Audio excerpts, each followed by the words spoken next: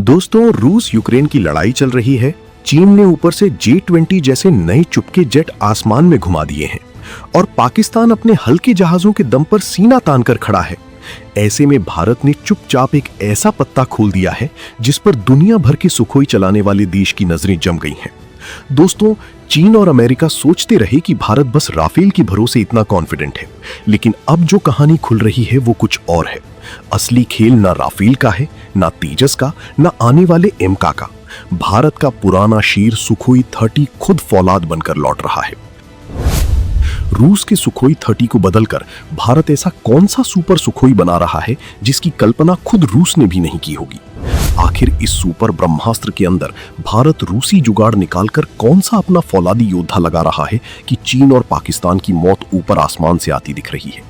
और सबसे बड़ा सवाल, राफेल नहीं, यही देसी योद्धा क्यों बन रहा है चीन पाक के लिए असली डर। आज की इस वीडियो में पूरी खबर को डिकोड करेंगे, तो वीडियो पर बने रहिए और देश हित में वीडियो पर एक लाइक, वीडियो को शेयर और कमेंट में जय हिंद जय भारत जरूर टाइप कीजिए। दोस्तों, पहले थोड़ा पीछे चलते हैं।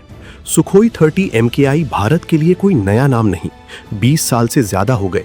यही जेट कारगिल के बाद की पीढ़ी में हमारा मुख्य आसमानी घोड़ा बना रहा। शुरू में जो रडार लगा था वो रूस का पुराना बार्स नाम का जाल था। उस समय जब आया तो बढ़िया था, दूर तक देख लेता था, एक साथ कई निशाने पकड़ लेता था। लेकिन वो दौर था जब दुश्मन के जहाज खुलेआम रडार पर दिखते थे। आज के जैसे चुपके खेल नहीं थे। अब चीन J-20 जैसा छोटे निशान वाला जहाज लेकर आया। पाकिस्तान आगे चलकर J-35 जैसे चुपके जेट की बात कर रहा है। और अमेरिका नाटो की दुनिया तो कब की AESA वाली नई आंखों पर शिफ्ट हो चुकी है। यहीं से भारत के लिए संकट शुरू हुआ। आसमान वही, लेकिन खेल बदल गया। पुराने घूमने वाले रडार की एक बड़ी दिक्कत यह है कि उसकी पूरी प्लेट एक दिशा में घूमकर देखती है। दुश्मन अगर तेज गड़बड़ सिग्नल डाल दे या बहुत छोटा निशान लेकर आए तो पकड़ना मुश्किल होता जाता है। AESA वाली नई आंख में हजारों छोटे छोटे रेडियो टुकड़े होते हैं जो अलग अलग दिशा में एक साथ नजर डालते हैं और बहुत तेजी से अपना पैटर्न बदल सकते हैं। यानी चुपके जहाज, तेज इलेक्ट्रॉनिक हमला और दूर के निशान सब एक साथ संभाल सकते हैं। दुनिया की ज्यादातर सुखोई चलाने वाले देश अभी भी पुरानी तरह की आंख पर अटके हैं। उसी को ही थोड़ा बहुत सुधार कर चलाने की कोशिश कर रहे हैं, लेकिन असली छलांग कोई नहीं लगा पा रहा था। दोस्तों, यहीं पर आती है भारत की विरूपाक्षा। नाम देसी, काम पूरा अगली पीढ़ी वाला। ये नया देसी रडार DRDO के LRDE ने बनाया है और इसे खास तौर पर सुखोई 30 के लिए बड़ा किया गया है ताकि उसके मोटे नाक में ज्यादा से ज्यादा छोटे रेडियो टुकड़े फिट हो सके। रिपोर्ट्स कहती हैं कि इसमें करीब 2400-2600 के आसपास गैन वाले छोटे मॉड्यूल लगे हैं जो पुरानी बार्स आंख से 1.5 गुना से भी ज्यादा दूरी पर निशाना पकड़ सकते हैं। साधारण लड़ाकू जहाज अगर 1 वर्ग मीटर जितना निशान रखते हैं तो विरूपाक्षा उन्हें करीब 300-400 किलोमीटर तक देख सकती है। और चीन जैसे चुपके J-20 जैसा छोटा निशान भी लगभग 200 किलोमीटर के दायरे में पकड़ा जा सकता है। यानी दुश्मन को खुद को अदृश्य समझने का मौका ही नहीं मिलेगा। और ये सिर्फ दूर देखने की बात नहीं है दोस्तों।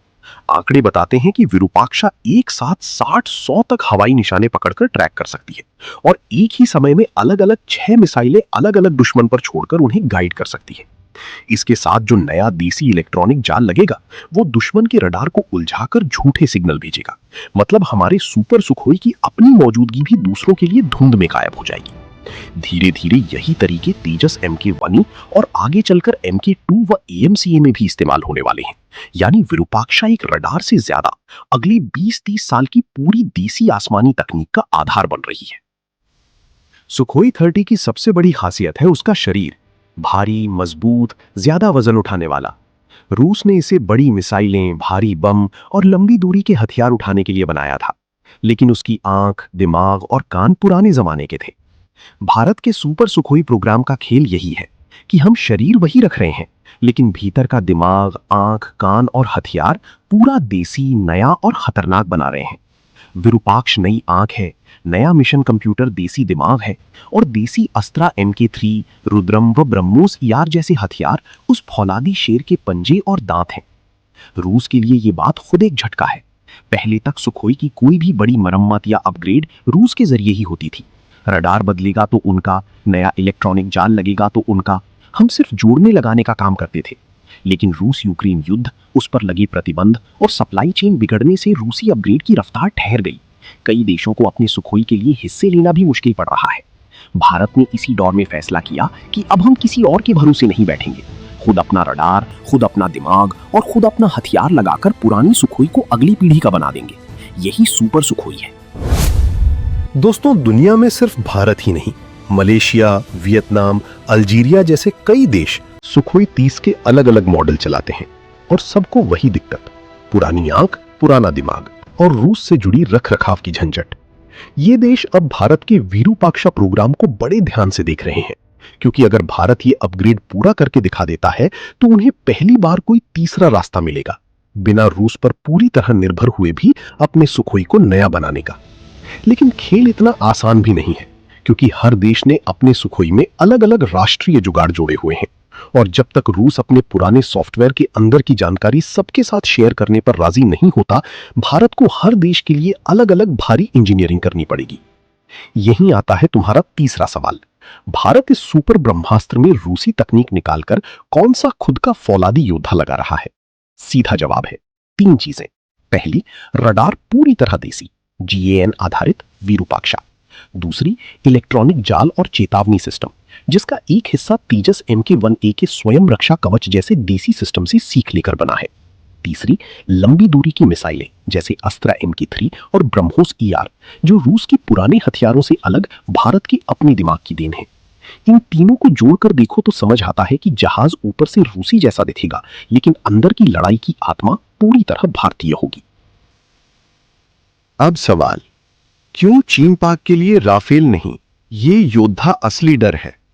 दोस्तों, राफेल अपनी जगह मजबूत जेट है, लेकिन संख्या में अभी हमारे पास सीमित है, और उसका बड़ा हिस्सा फ्रेंच हथियारों के साथ काम करने के लिए बनाया गया है।